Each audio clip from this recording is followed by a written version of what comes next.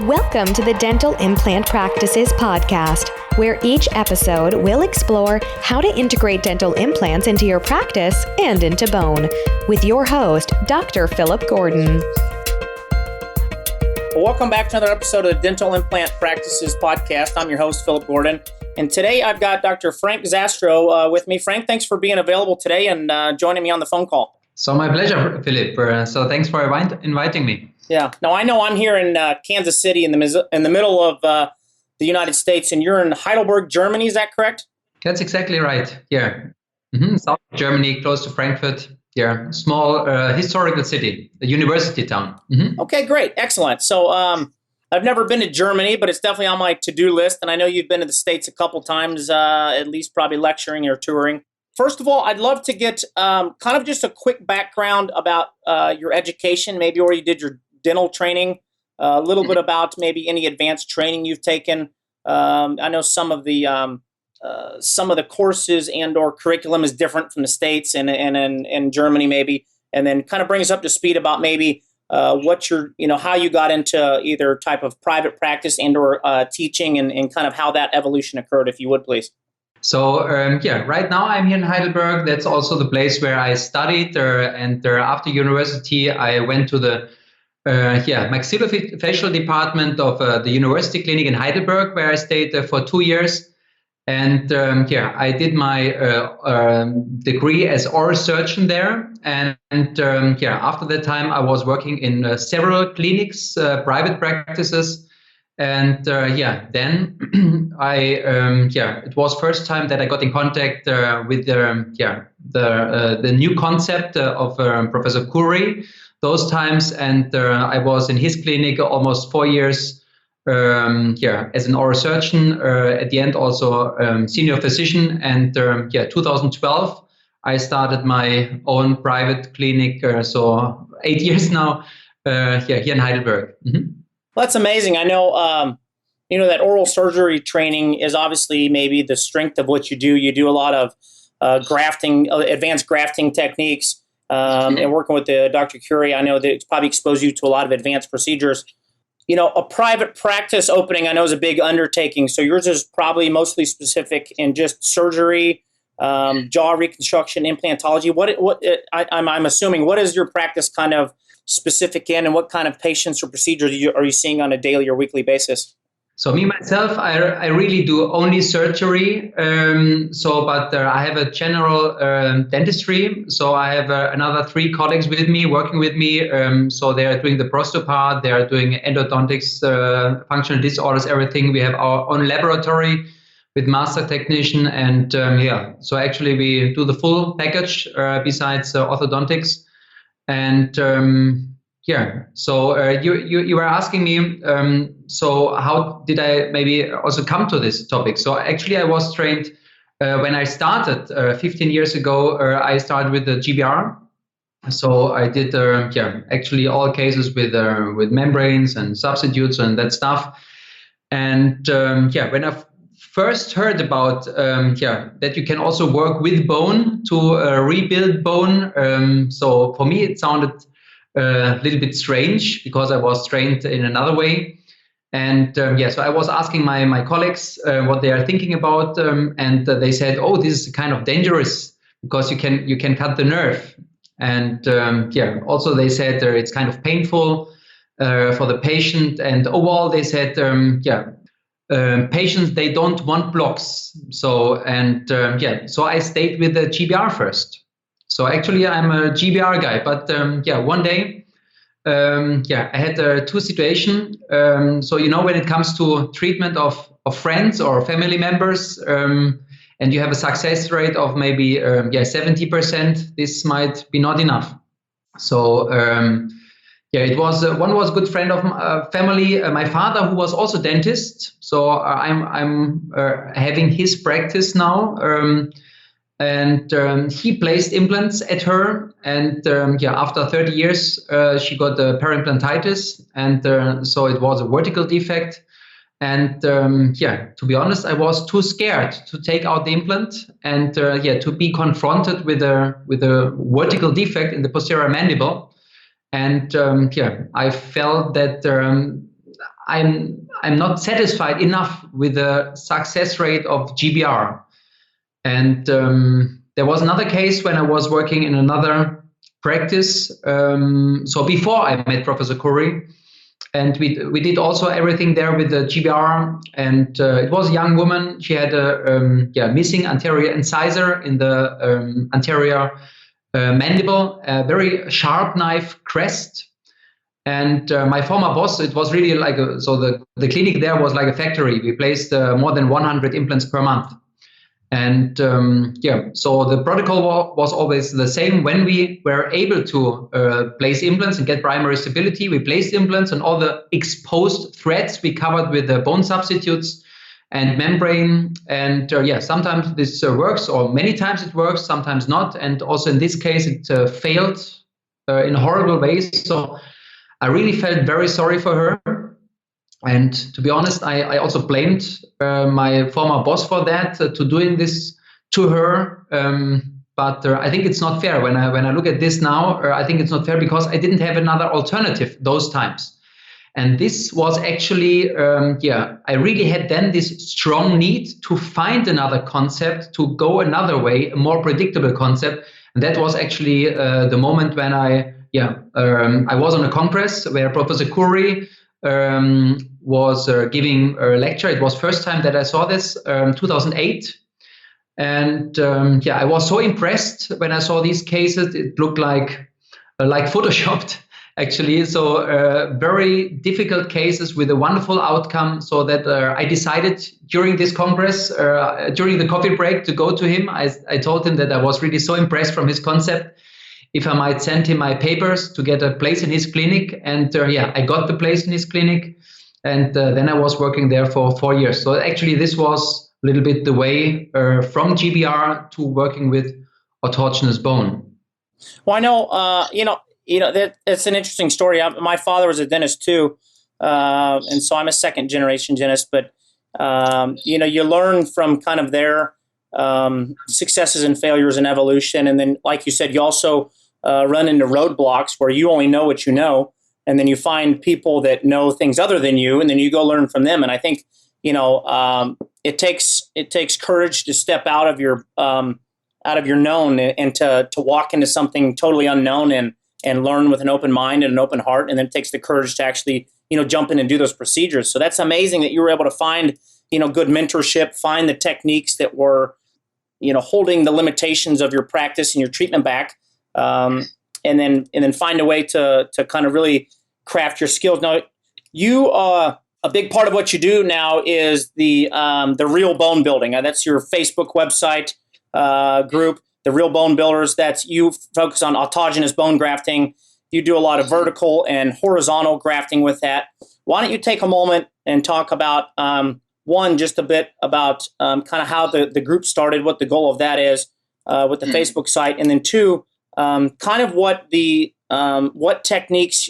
Obviously, we're not going to cover them all, but then let's go into what is it when people talk about autogenous bone grafting and why that's different and why that makes such a difference. So, how did the group start? And then let's go into the kind of ins and outs of autogenous grafting.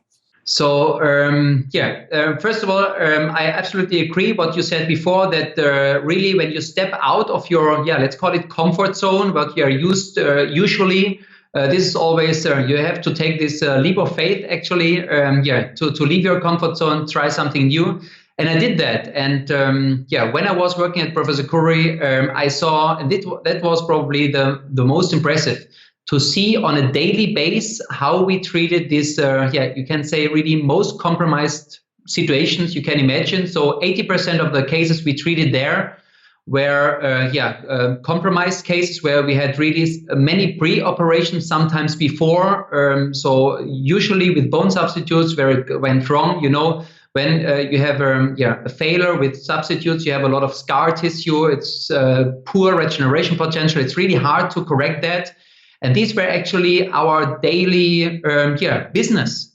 And when you see on a regular base how you can treat these very difficult cases with an amazing high success rate of almost 100%, this made me really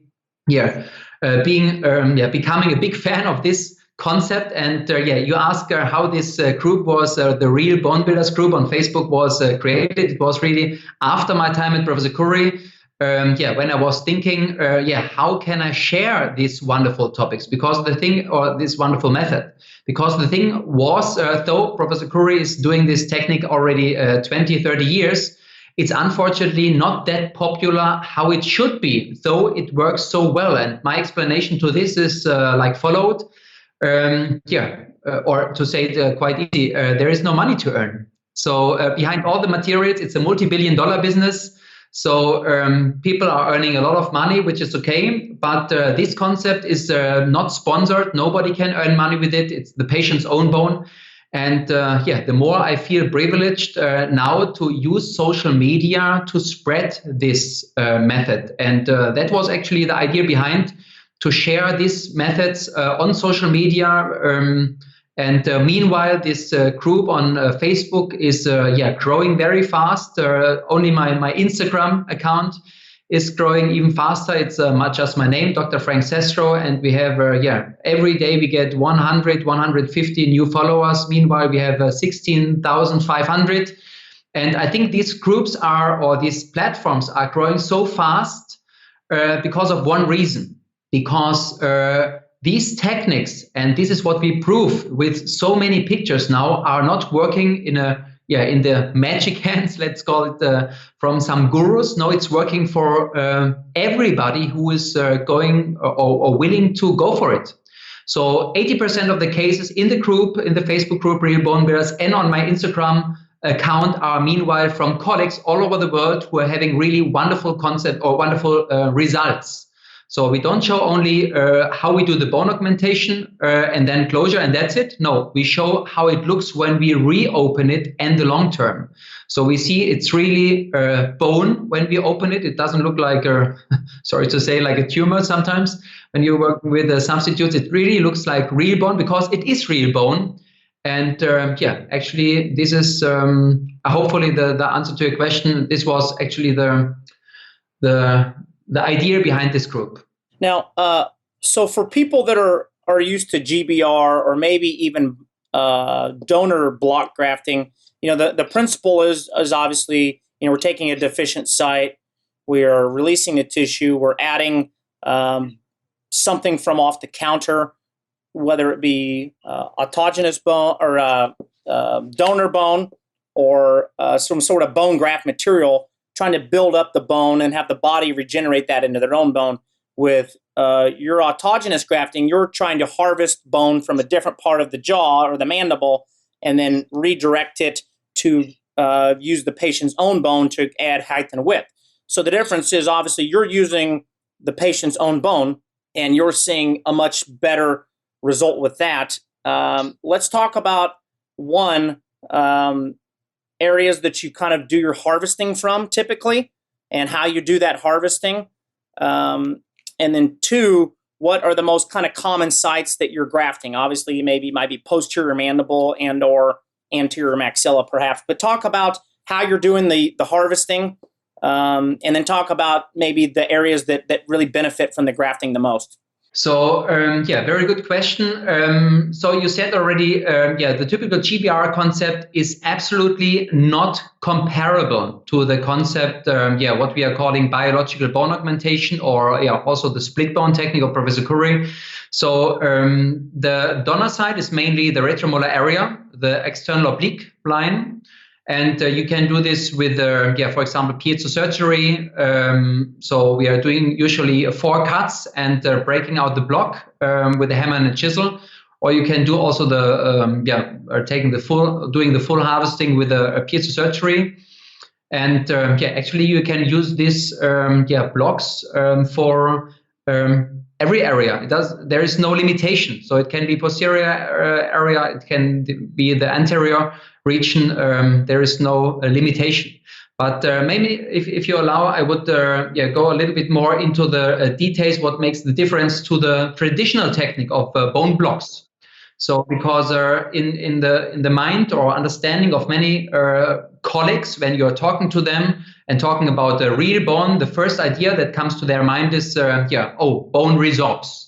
So actually, this most often, the thinking of still some people who are thinking about the old traditional way, where we were working with full cortical blocks.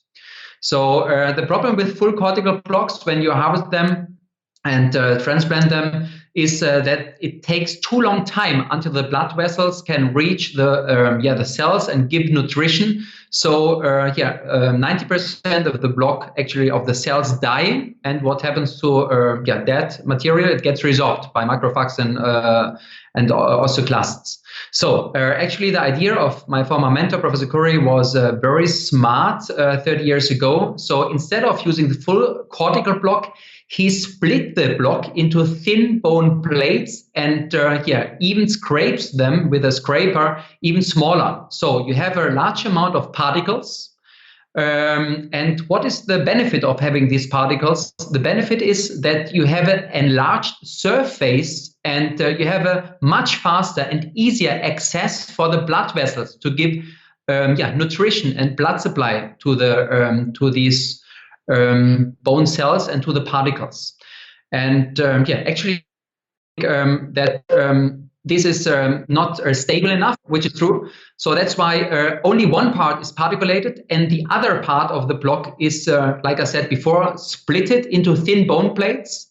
These thin bone plates are then placed on distance or fixed on distance to the crest.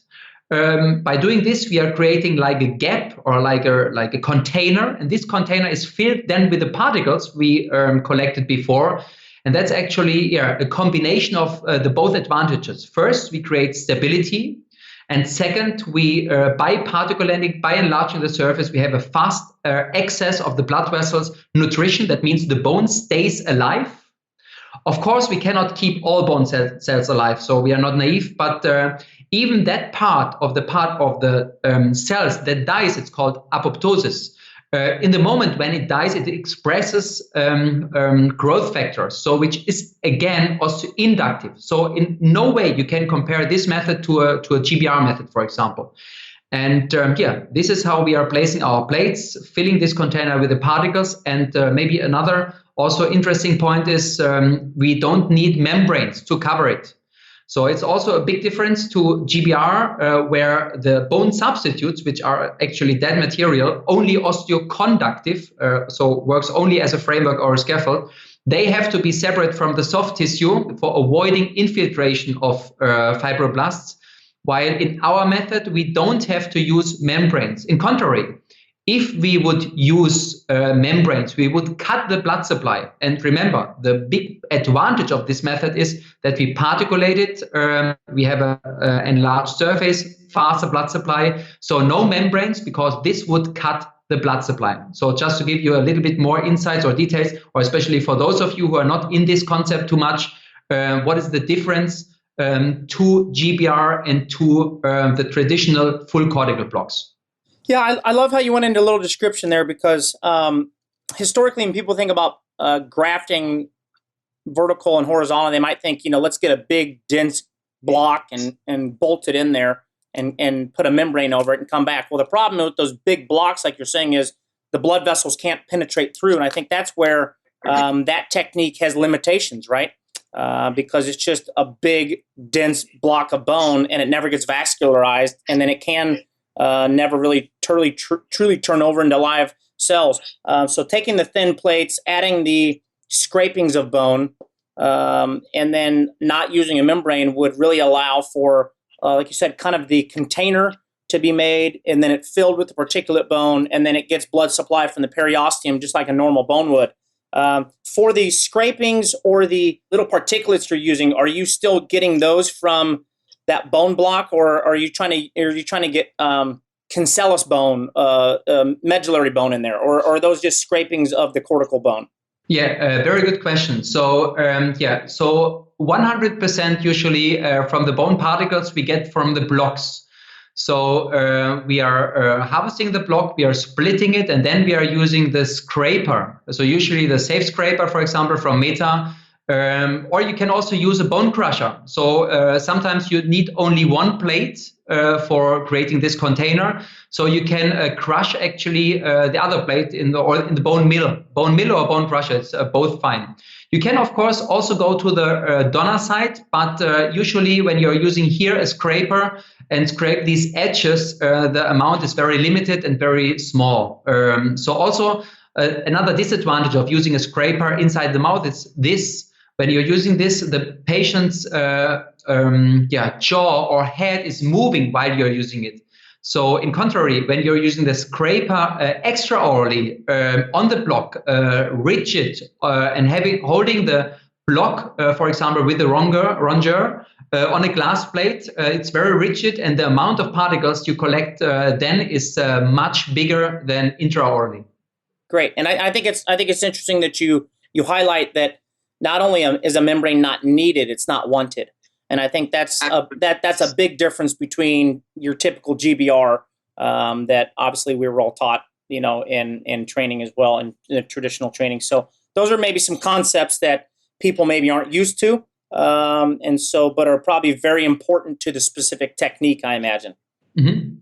True. So with these, probably the most common sites I think of off the top of my mind might be the posterior mandible. After teeth have been lost for many years, it decreases height and width. It becomes knife edge and thin and maybe short or shallow. And then maybe also kind of the anterior maxilla where teeth have been lost for a number of years.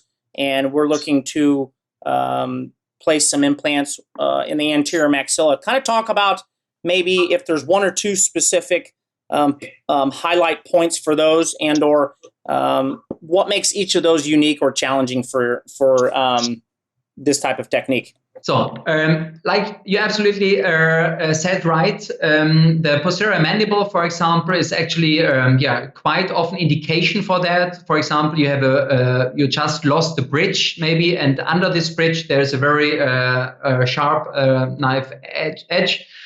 So in these areas, actually, you're confronted with a very difficult kind of defect, what we are calling an outside the contour defect. That means, in contrary to an inside the contour defect, where the defect is, like it's already said, inside the contour. In those areas, we have just a one-wall defect. That means we have just a very thin crest. That means we have to create a new envelope, a new crest. And especially in those cases, you can hardly work with any other materials because all other materials, like I said before, are just osteoconductive, and this is not enough in those cases. So you can really build with this biological bone augmentation a new envelope. So by placing these plates on distance, filling the gap again with the particles, and just follow this concept. So especially in those very challenging cases where you have really maybe just a crest of 1 or 2 millimeters, or also vertical defects, in those cases you need osteoinductive potential to get to a reliable outcome, and this is what we can offer with this method. Now in the anterior maxilla, obviously there's when there's tooth loss, usually it's involved maybe a facial plate. Maybe you need facial and lingual plate. Are you using this on the lingual side or the palatal as well as the facial as well, and kind of creating two barriers that way? Is that a common thing you're doing? So absolutely. So what you are talking about is now vertical. So what I was talking mainly before was only lateral, where we can work with only one plate. So also one take-home message is you can never go vertical with just one plate. So you have to use at least 2 plates to go vertical. So we differ here between the parallel technique, where we are placing, like you described before. So for example, in the anterior maxilla, one plate palatally and one plate buccally. This is the parallel technique. Or the other technique would be the right angle technique, like it's already said in the word. So one plate is like a roof plate, occlusally, and the other plate is placed then buccally. Why buccally and not palatally or lingually? Because the muscle activity is usually not on the lingual or palatal side, but on the buccal side. And besides that, we also have no possibility to place in the right angle technique another plate lingually. Why? Because it has to do with the soft tissue approach we are choosing. So what we are doing usually in vertical augmentation is no crestal approach. But we have two tunnel techniques we are using. One is the Curie tunnel technique, where we are working with only one or two vertical relieving incisions. So you really have to know what you're doing because you have no overview. So you have to have some experience with lateral augmentation before you're starting this technique. And the other technique is the semilunar tunnel approach. So semilunar, like a half moon. So you're doing 1.5 centimeter from the crest into the vestibule, an incision, and open from there the flap, and it's slightly tunneled. A little bit hard to describe, but no crestal incision. That's most important. Yeah. So obviously, a remote incision would limit any dehiscence and/or separation of the tissue over the bone grafting area, and obviously that's most advisable. So obviously just getting the incisioning and the tunneling for some people can be the hardest part. If you have some experience doing grafting and pins and posts and things like that, just the whole concept of this different type of incisioning and tunneling could be maybe the most challenging for people. Depending on the anatomy and their experience. I'm guessing that's probably the biggest and most important part, though, because that can really determine success or failure of these grafts, I would think, right? Mm-hmm. Absolutely. So that's the reason why we are suggesting our participants from our courses to do at least 20, 30 lateral augmentations before they are going vertical. And still, like you said before, it's challenging because many of them have to leave their comfort zone. They are trained in GBRs, or even the first block might be a challenge for some of them. Not the practical part, but sometimes it's just the mindset. And I really try also in our courses, we want to encourage our participants to go for the first block. It doesn't have to be a big one. It can just be a baby block, actually. And what also sometimes help is to overcome this fear. Is actually when you are aware that for most of you, this area where we are taking the block is actually an area where most of you are most familiar with. So all of us are removing wisdom teeth. And so usually it comes to this, that in some cases, maybe with difficult situation, you're removing the whole buccal bone or destroying it to get the tooth out. And but when it comes to collecting, still, I know it's in many participants or colleagues' mind that they are scared about injuring the nerve, for example, like I said in the first beginning. And what we created is also here a very safe protocol.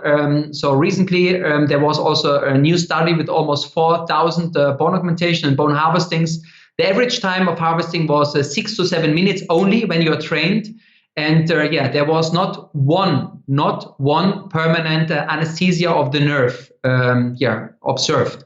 So to give you just a little detail about that. So you see all this also in my online book. You can get this. So I can tell you also later the link. You'll find it on bba-academy.com/ebook. And you find on 34 pages all tips and tricks and details you need to know to have a safe bone harvesting. And for example, the only area where theoretically you could come close to the nerve is the distoapical area.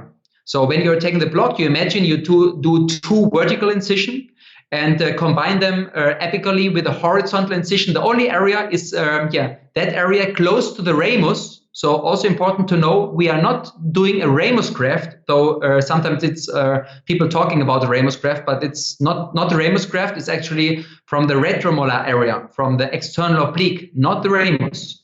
And in the distoapical area, which is close to the ramus, might close to the nerve, here we are just staying on the surface of the bone. So we are not going deeper than 1 to 2 millimeter, which is enough to take out the block. But we don't want to take any risk. And when you know this and maybe a little bit, a few more tricks, then you don't have to be scared anymore for harvesting a block from that area. Yeah, no, I think if you know your anatomy and have good surgical experience with, especially like you said, taking out wisdom teeth and third molars and all that, the fear of running into the nerve back there should be minimal. Like you said, you're not even going super deep. You're really going for the plate and saying superficial there. Now, let's touch base. I know you talked a moment about you've got a lot of things going on right now. Obviously, you have the information you share on your Facebook page, Real Bone Builders, and your Instagram. You also have some online courses, and you have a symposium coming up in September, and then you've also got some other things going on with the ebook and all that. So kind of share with me, start with me at your, maybe if you have one hub, is it the My Implant Business homepage? And then does that, where do people find out about your online book, which I'm imagining is going to share some of this information, share some of, obviously, because a lot of this is visual. People need to see the incisions. They need to see the grafting. There might be videos to watch. If people want to come see you, you have a course, like I said, in Heidelberg, Germany there in September. So kind of talk about your courses, your online books, your websites, and other things that you're teaching, if you would kind of break down all of that for us. So thank you very much for giving me this opportunity. To talk about the projects I do, which are quite a lot. But what I want to give to all the doctors worldwide is as much value as I can. So this is also the background or the reason why I created this group, to share as much information as I can, actually. So we don't want to hide anything. I really want to start, let's call it a mass movement, that all people or all colleagues are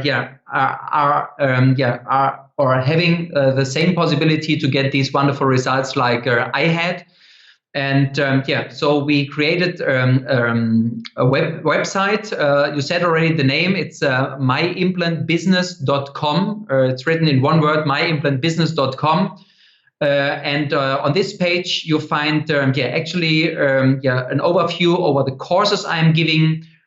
So we are usually giving like the Real Bone Builders course, and it's module 1. Also the Real Vertical course, which is module 2, where we are, like the name says already, focusing on vertical augmentation. So it's 2 modules. Also a sinus module is existing there. It's quite new. Unfortunately, so due to the situation, we had to postpone all the next courses in the next months. But afterwards, hopefully, we will continue with that. And besides that, also due to the special situation now with the virus, we created also online courses and live operation recordings. Plus there's many more benefits and video tutorials, and you get all this together in the membership on this page. So we call it VIP membership when you go on myimplantbusiness.com, and it's almost 6 hours modules, 6 modules where we talk about the classifications, the concept. We are talking about the safe bone harvesting protocol. We are talking about the soft tissue management. We have 6 techniques overall, like the Kazanjan vestibuloplasty, the palatal pedicle flap. Actually, only 6 techniques with which you can handle 99% of all situations. We are talking about in these modules about the complication treatment, which is very important because we are responsible for those cases when something is going wrong. We have to know how to handle it.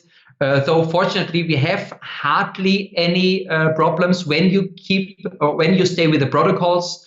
Module number 5 is how to rehabilitate the atrophied maxilla. Actually, this is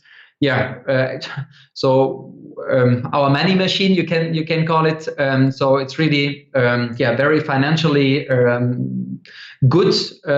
When you stay with this concept, we offer you there. And the last module is talking about how to rehabilitate the aesthetic zone, which is maybe the most challenging situation, especially when you have here maybe a lot of loss of bone or soft tissue, how to recover that. So all the live operation recordings are inside. And besides that, we also have the book. So you see on 30-40 pages all tips and tricks and details how to do a proper safe bone harvesting from the external oblique line. And you just also talked about the symposium. Here we had to take this hard decision 2 days ago, also due to the situation, to postpone it to 2021. So we have amazing speakers like Morris Salama, Michael Picos, Howie Gluckman, Radoslav Jadach. So we have really the who is who in the implantology scene those times. So, but fortunately, I can really, I'm so glad that all of them also agreed to the new date, which is the 16th to 19th of September 2021. So still some time to go, but so all of them will also join our BBA symposium. BBA stands for Biological Augmentation, our BBA Symposium 2021, where we are mainly discuss, we want to give the autogenous bone, the patient's own bone and tissue also a platform, because like I said in the beginning, it's not sponsored. Actually, there is no platform yet. And by creating this platform now, myimplantbusiness.com and the symposium and the online course and everything, we want to give the gold standard actually its reputation back in a way. Well, I think that's great because, some people obviously, like to go to courses, and I think there's significant value in that.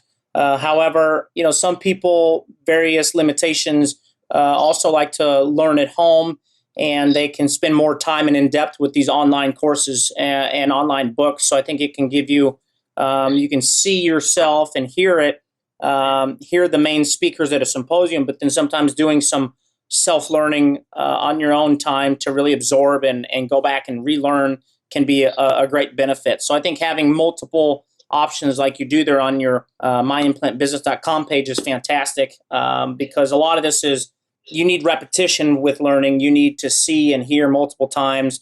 And then, like you said, you have to go do and then maybe go back and learn again. So I think it's great that you've got an outlet for that. And it's unfortunate the symposium had to be delayed, but I'm sure that's going to be a fantastic presentation of speakers there. And like you said, the ebook, Safe Bone Harvesting, is free there. So even if people, just wanted to start with that, I would think that would be a great place for them to start a download there and then kind of ease their way into the concept and then kind of, get their eyes and mind expanded a little laterally thinking that way. And then they can kind of buy into the whole process later. So the ebook would be a great place to start. And then some of the other memberships and videos. Are your other courses this year potentially still going to be something that you're doing? I know you've got other courses listed. So we really don't know how it's going now with the situation, with the crisis. So I was planning with Ziv Simon a course in Beverly Hills this July. We also took this hard decision to postpone it to next year. So, but as soon as we are able to plan, we will postpone all the courses we planned now. And so I can absolutely underline what you said. I think for those of you who would just want to get a first idea about this concept and maybe are curious now, so they can just have a quick look on myimplantbusiness.com under free media. You find the ebook. It's for free. And you can have a look in it. And I think it's the best time now to if there is anything good in this situation right now, it's that we have time maybe to grow, because also from a financial point of view. So we want to afterwards we have to be very efficient and economically working. And I think you can also save a lot of money by working with this concept. And on the same time, you're giving really your patient a very, very reliable concept. And you can position yourself really among the other colleagues maybe as a real expert in this field. You can handle maybe in the future then cases which other colleagues are not able to handle, and you can position yourself as a real expert in this field. Well, I think it's great. I know unfortunately, most conferences and gatherings are being canceled right now, not only just in the next coming month or two, but really kind of throughout the remainder of the year until we really have some clarity. Until, we figure out exactly where the conferences land. I think you guys have done a great job of positioning yourself to where a lot of this can be done over the web. with this training. And then, looking forward to meeting you in person and taking one of your courses one day. So thank you for the information that you put out there. Thanks for all your constant work on the Facebook page and Instagram. I know you're teaching and leading a great movement, and it's a worthy cause in implant dentistry. I will direct people to your website for sure for all the things that you're doing, and look forward to following you throughout the rest of the year, and hope with eventually the calming of this viral storm, we can get you back over to the States one day and have some more training from you, and then potentially look forward to meeting you in Germany at one of your courses at your clinic as well. Absolutely. So really, it was really amazing time with you now. Thanks so much, Philip, for inviting me to your podcast. And so hopefully to see you one day personally, to share with you some ideas. I know you're doing also a wonderful job, and thanks for having me with you. And for all of those who are listening now to this podcast, thanks for joining us. And it was really a great honor to be with you here.